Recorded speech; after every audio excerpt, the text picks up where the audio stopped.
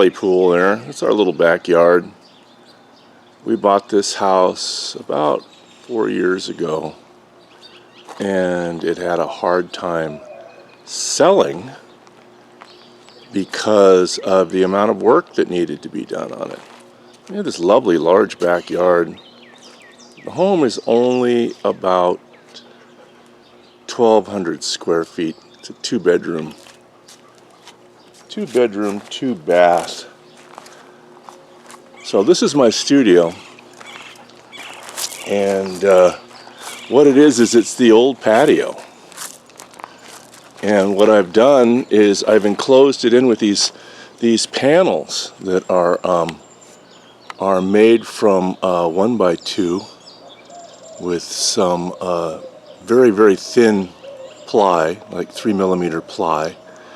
And then the windows are the plastic style storm windows, so they're shrink to fit with a hot blowgun, and then that door that you see there is a weather door, screen door. Got it for $5 at a yard sale. The X's and stuff painted in clay on it are to keep birds from flying into it and killing themselves, which has happened regularly. There's Polly laying down. That's Polly's pool over there. That's my sweet Labrador Retriever. And then I have a screen, a rolling screen on the west side, because the afternoon sun comes in and just brutalizes those two poor bushes and beats in there. And I also have a plastic on the inside. I've really had to figure out some way of keeping that wall from getting so hot, because it would warp my pots. And a couple of years ago, I found this park that had this great vine, and so I started this vine from seed, and it runs up on wires across the top there, and I'm hoping the vine will grow down and create a little hobbit hole around those windows. And I've had to replace all the upright poles and redo the roof, and all sorts of work has happened back here. I have some buckets. I store my experimental clays in buckets, and then I've got a recycling bucket that sits outside the studio that I slake my scraps in, and they're the beams sitting there that I replaced. So nice, really nice little backyard, really nice little studio. It's quite small, and if you look down on that end, you can see how I handled about the last 2 feet of the studio are shelving, and you'll see that. I used some old fence boards. Can I replace the fence? I love those old weathered fence boards.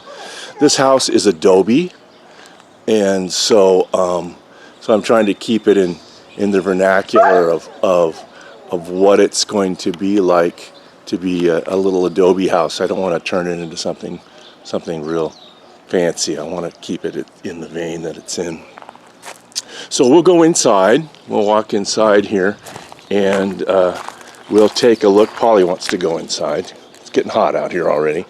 And we will take a look at the inside and see what we have in the way of a little setup, and I'll give you the overall dimensions and square footage.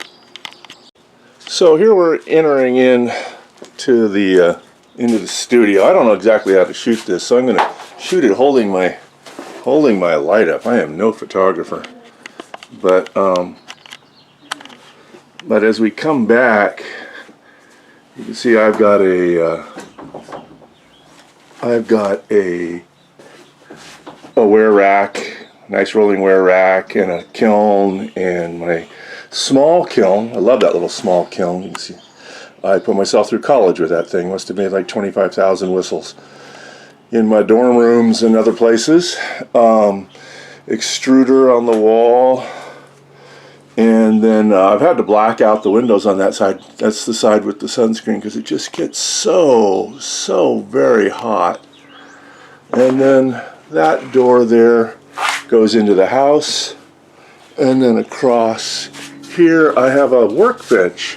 And I do lots of stuff on my workbench. I build guitars, and I make sailboats. I design and build little sailboats. I've designed and built big sailboats.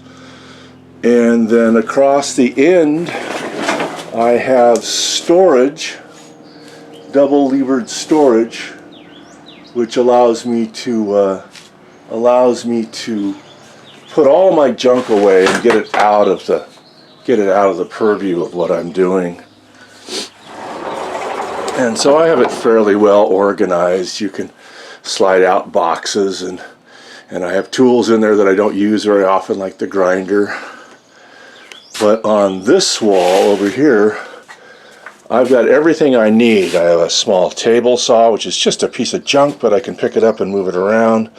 I have glazed materials storage and a big rolling rack with some other stuff, sandbags on top for my lighting tripods, and then again, pair of boxes that slide in and out as drawers. Cheap little bandsaw, just a jillion little hand tools. And this allows me to work, a welder down there in that box. I've got an oxyacetylene welder. This allows me to work on my pots that have wood and metal and all sorts of different things in them that are sculptural. And then we'll flip around here on this side. Once we get out of the storage area, then I have the studio set up with a nice view outside and a glazing table here. And this is also a project table. So I've got another big tub under there with more glaze chemicals and materials, and then I've got buckets of glaze and my sink, which is just a bucket full of water that I can dump out and let the materials slake. And a homemade banding wheel out of an old potter's wheel top, and another banding wheel, and this is really a useful area because I can set it up, I can move it, and I have lots of different little movable tables. I have card tables and half card tables and some old cafeteria tables, and then I've got a nice view. I can look out in my backyard and watch what the dog is doing and really enjoy it. You hear a lot of birds here. We got a ton of bird stuff going on, so we have bird song all the time. So what do I have invested in this? The wear rack a friend gave to me the other day. I've got glaze tests going on it right now because I've run out of pottery storage. I got a huge order for thousands of these candlesticks, and so I'm stocked up and I'm loading a pallet, but I'm doing some glaze tests because I'd like to do some colored wear for myself, and I want some specific glazes, and so I've got that rolling rack, and that really helps. But I have other racks too, and I'll show them to you inside the Arizona room. The other part of the studio is inside, and we'll go in there in a second. And back in the day, this wall was all open, and this was all patio, and somebody closed it in and turned that into what's down here called an Arizona room. And the AZ room is a great thing to have, in that it really does the job as far as getting you an enclosed space. But this whole studio can be 118 degrees out here by 2 o'clock in the afternoon. So with this large order, I moved my potter's wheel out of this location. It used to be set up over here, and I stuck it in the AZ room, so I have house air conditioning. And I've done some things to make that more comfortable, and I'll show you those in a second. So here we are. We're entering into my studio from the dining room, and you can see I've got floor-to-ceiling peg racks on this wall, and then I got tons of food storage underneath. We're trying to keep a couple months ahead. And so I got my potter's wheel set up over here. I stand and throw, so I've got a nice standing wedging table, and I'm going to do a demo of that. Those are the windows that go out, and I had to block off that go out to the tool area. I've put tarp down on the floor and some scraps of carpet. It's a big deal to try and stay clean here. I always have flip-flops, so I flip my flip-flops off before I go into the house, and that way I'm not tracking stuff down. And then at night I can peel this tarp back, and we can head out onto the backyard and have dinner or something like that and barbecue without tracking clay dust all over the place. And then let me see if I can spin my light here. Light up the potter's area. So here's the potter's wheel, and I walk back underneath my glaze lab. I got a glaze lab up there. It's just barely tall enough for me. But I can walk back here and throw. There's my knee pedal. I took a big slurry bucket, a hottie bucket from Home Depot for $12, and I've turned that into a catchment. It goes around my wheel head, so I can stand here and make a mess and everything doesn't spray all over the place.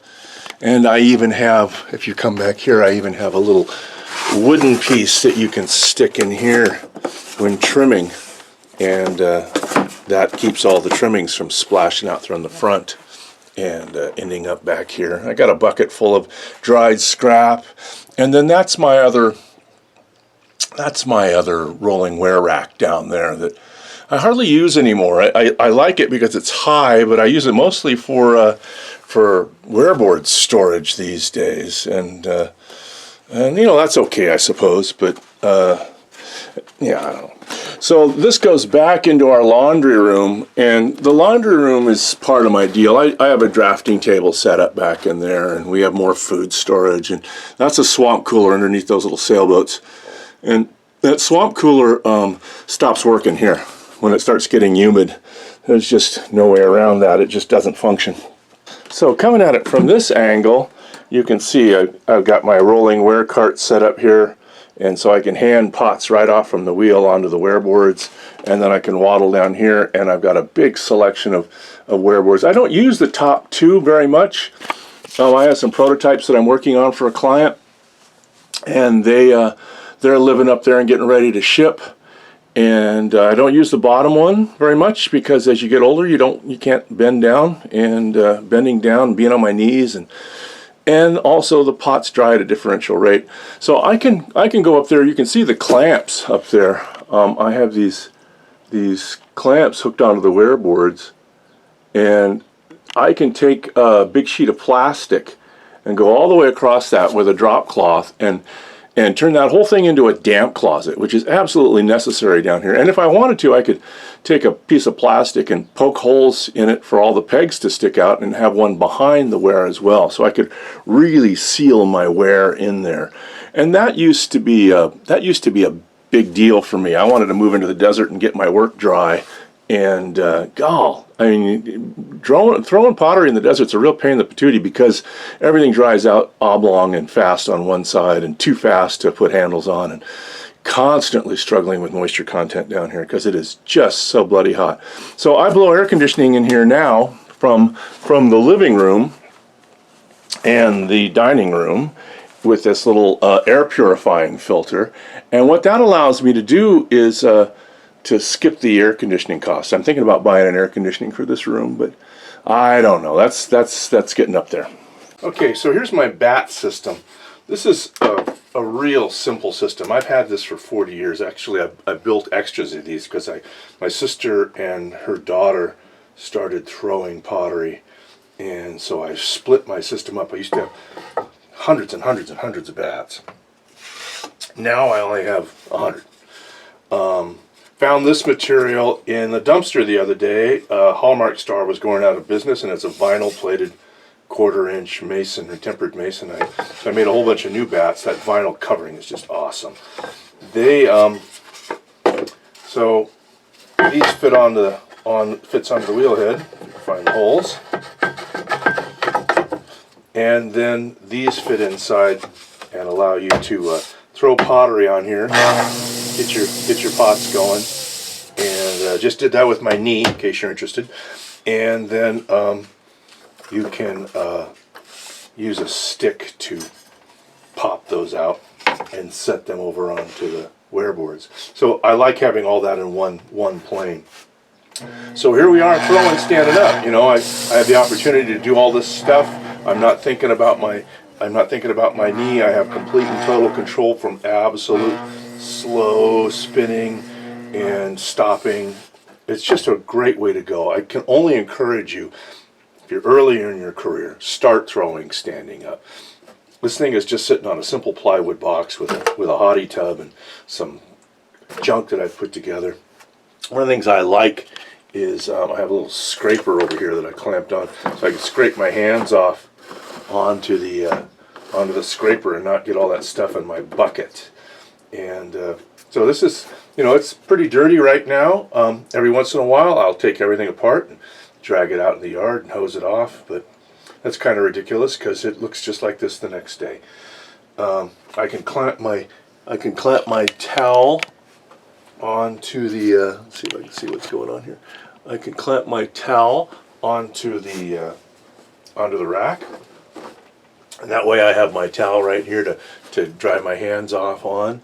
I have my pointer here, which you know, if you've watched my earlier videos, I can't encourage you enough to use the pointer. I can take a cutting tool and put it over the clamp of my towel, so it's always here and ready to be used, and cut my pots off. It's just a nice little contained system. I have this little tubular job that I've made here that contains all of my tools, so I can put my sponges in a little bucket so they don't get chunks on them. And I got little slots down here that I can put my ribs in, and then put all my useful tools and short tools first, and all my bigger tools and other tools that I want to have. So they're right there. They're, you know, when I need them, I can grab them. I don't have to go hunting for them. And if you looked at my other videos, that's really important to me, is that you need to have your tools set up so you don't spend, you get this full of junk and you're looking around, where did I put that? You know, where did I put my needle tool? Well, there's my needle tool. Where's my knife tool? There's my knife tool. You know, it's just all right there, all the tools that I like. And I can switch these out. If I want to if I want to go trimming, I can pull these out and I can put my trim tools in there now. And put these in storage, and have a little storage cup up here for overflow, and it all works out. So I think throwing standing up is really the way to go. And if you're having trouble figuring out how to configure your pedal, I've done it with a solder wheel, I've done it with a clay boss, I've done it, this is a Robert Brent, so I've done it with a Brent wheel. There's, you know, any wheel, there's a way to configure out how to take that pedal, get it up off the ground, spring load it, and be able to control it with your knee. So give me a holler, DM me, we'll exchange some emails, or you can DM me on Instagram. So Instagram is kind of a neat little thing. I don't know whether you know this or not, but there's a feature on Instagram where you can do a video chat. So if you go find me on It's Clear as Mud, same name as the YouTube channel, you and I can talk. I'd be happy to help you work out some problems. I have, like Charlie, if you look at Charlie in the last videos, Charlie and I can communicate.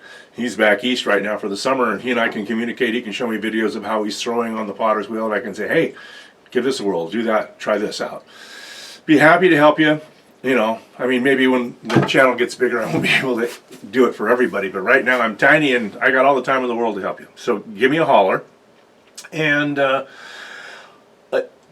want to encourage you to look at the space that you have and to understand that you can do a lot with a little. When we came down here, I had eliminated my entire studio. I didn't have anything except my bat system. That's all I came down here with.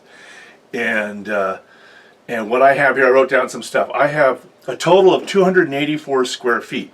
I have 180 square feet out back in the studio area. I got 104 square feet here in the Arizona room.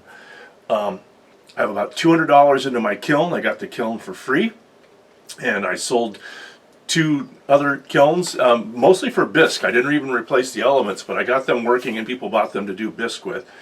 So I've got a $200 into a kiln. That means I got a new thermocouple, new elements, and new relays. I have about $200 into my enclosure, about $100 into my shelving system, and about another 100, maybe 125 into the enclosure that I have. And so that gives me a place that I can warm up or cool down when the weather allows, and keep out of the wind and keep out of the rain and protect my kiln. I have $100 into the wheel. Somebody was selling them in a retirement community, so people move and do stuff, and they had bought this wheel from a club as an old brand. God, it's got to be 20 years old, and they sold it to me for $100. So I got a Brent wheel for $100. I got $20 into my extruder, hand built, and I'm telling you, if you folks want a lesson on how to build that extruder, go back and look at it in the last tape. I'd be happy to give you a lesson on that. It's a great little extruder for $20.